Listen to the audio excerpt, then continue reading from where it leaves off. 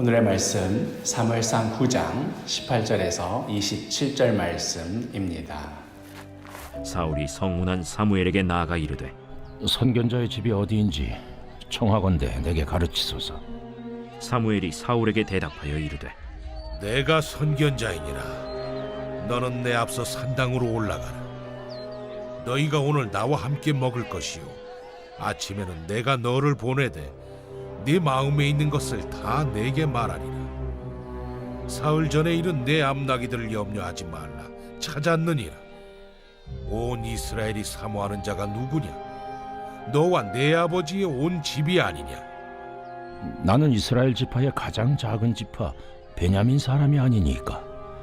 또 나의 가족은 베냐민 지파 모든 가족 중에 가장 미약하지 아니하니까. 당신이 어찌하여 내게 이같이 말씀하시나이까? 사무엘이 사울과 그의 사환을 인도하여 객실로 들어가서 청한 자 중 상석에 앉게 하였는데 객은 30명 가량이었더라. 사무엘이 요리인에게 이르되 내가 네게 주며 네게 두라고 말한 그 부분을 가져오라.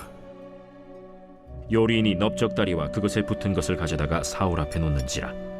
사무엘이 이르되 보라, 이는 두었던 것이니 내 앞에 놓고 먹어라. 내가 백성을 청할 때부터 너를 위하여 이것을 두고 이때를 기다리게 하였느니라. 그날에 사울이 사무엘과 함께 먹으니라. 그들이 산당에서 내려 성읍에 들어가서는 사무엘이 사울과 함께 지붕에서 담화하고 그들이 일찍이 일어날새 동틀 때쯤이라. 사무엘이 지붕에서 사울을 불러 이르되 일어나라. 내가 너를 보내리라. 사울이 일어나고 그 두 사람 사울과 사무엘이 함께 밖으로 나가서 성읍 끝에 이르매 사무엘이 사울에게 이르되 사환에게 우리를 앞서게 하라. 사환이 앞서가므로 또 이르되 너는 이제 잠깐 서 있으라. 내가 하나님의 말씀을 네게 들려주리라 하더라. 오늘의 본문 첫 절 18절이죠. 거기에서는 자신의 생각과 계획이 머릿속에 가득한 자, 또 한편 하나님의 계획대로 순종하고 있는 자, 이 둘 사이에서 나타날 수밖에 없는 어쩔 수 없는 차이라고 할까요? 그런 모습이 다소 익살스럽게 그려져 있습니다. 18절을 보니 사울이 성문 안 사무엘에게 나아가 이르되 선견자의 집이 어디인지 청하건대 내게 가르치소서 하니, 지금 사무엘은 사울에게 이스라엘의 왕으로 기름을 부으려고 하고 있는데 전혀 사태 파악이 되고 있지 않은 그저 암나기 생각만 가득해 있던 사울이 사무엘과 마주하게 되자 대뜸 묻는 것이지요. 혹시 사무엘이 어디 계시는지 아시느냐고. 사울이 이렇게 분위기 파악 못하고 나기 생각만 하고 있고 어리석다 이런 말씀을 하려는 것이 아닙니다. 응당 그럴 수밖에 없는 것이 우리 처지라는 것이지요. 그리고 우리가 정말로 중요하게 여기고 있고 그게 아니면 큰일 날 것만 갖고 하던 그 모든 것들이 사실 하나님의 계획 안에서는 그게 그렇게까지 중요하지 않을 수도 있다 하는 것을, 또 그 과정에서 하나님께서는 더 큰 역사를 얼마나 멋지게 이루어가고 계시는가 하는 것을 이 장면 속에서 보게 되는 것이지요. 본인에게 사무엘이 어디 있느냐고 아느냐고 묻는 사울에게 사무엘이 답해줍니다. 내가 바로 그 선견자라고. 그리고는 사울을 안심시켜주고는 바로 본론으로 들어갑니다. 20절에 사흘 전에 이른 내 암나기들을 염려하지 말라. 찾았느니라. 온 이스라엘이 사모하는 자가 누구냐? 너와 내 아버지의 온 집이 아니냐 하는지라. 이제 암나기 문제는 더 이상 중요한 문제가 아닙니다. 지금 이스라엘 온 지파가 늘 그 문제 때문에 시끌시끌하고 사람들이 만나기만 하면 너나 할 것 없이 서로 꺼내놓는 문제, 과연 이스라엘에 왕이 세워질 것인가? 또 왕이 세워질 것이라면 과연 누가 왕이 될 것인가? 바로 이 문제를 사무엘이 이야기합니다. 그러면서 바로 사울 당신이 그 일을 맡아 이스라엘의 왕이 되어야 한다고 바로 본론으로 훅 들어가는 것이지요. 이스라엘을 다스리기는커녕 집안의 암락이라도 좀 안 잃어버리고 살았으면 하고 바라던 사울로서는 당황스럽기 그지없는 말씀이었습니다.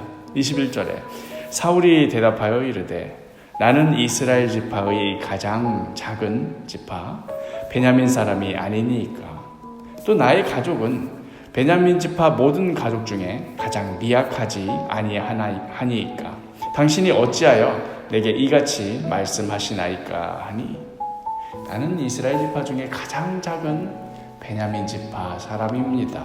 그 중에서도 우리 집안은 가장 미약합니다. 그 무슨 당치 않는 말씀을 하시는 겁니까? 하는 그런 말이지요. 사울의 말이 정말로 맞는 말입니다. 사사시대 때에 거의 멸절당할 뻔한 지파가 있었으니 바로 베냐민 지파였습니다. 베들레헴 이 레위인의 첩이 윤관당하여 죽은 사건으로 인하여서 이스라엘 전체가 분노하여 가지고 들고 일어났던 사건이 사사기 마지막인 19장에서 21장에 상세히 기록되어 있습니다. 당시 이스라엘 전체 지파가 베냐민 한 지파를 향하여 대대적인 보복전을 감행하였습니다. 이때 여러 가지 우여곡절이 있었지만 결국은 베냐민 지파 사람들은 남자건 여자건 노인이건 아이건 할 것 없이 다 죽고 겨우 살아남은 600명의 군인이 베냐민 지파의 전부였습니다. 사울은 바로 그 600명의 후손 중 하나였던 것이지요. 그러니 자기 자신을 향하여 이스라엘을 대표하는 왕이 될 것이라는 말에 사울이 주저하였던 것도 크게 무리는 아니었던 것이지요.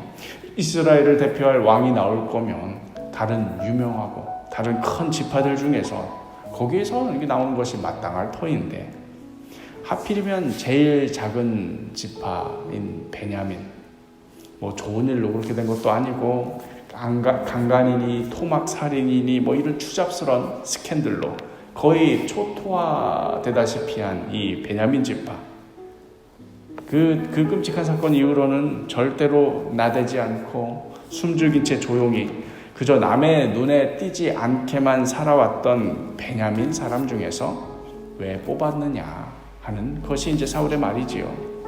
하지만 하나님은 어떠한 분이십니까? 이미 사무엘상 초반에 한나의 기도에서도 나왔듯이 하나님은 죽이기도 하시고 살리기도 하시는 분이십니다. 낮추기도 하시고 높이기도 하시는 분이십니다.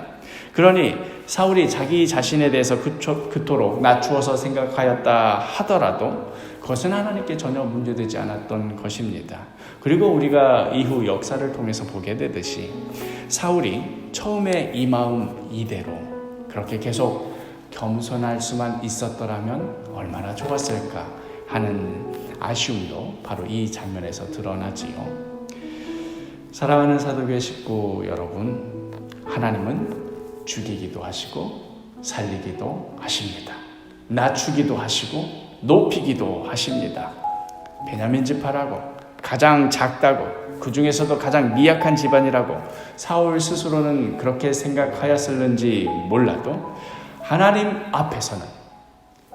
앞에서는 그것이 전혀 문제되지 않습니다. 우리의 삶도 마찬가지 아니겠습니까?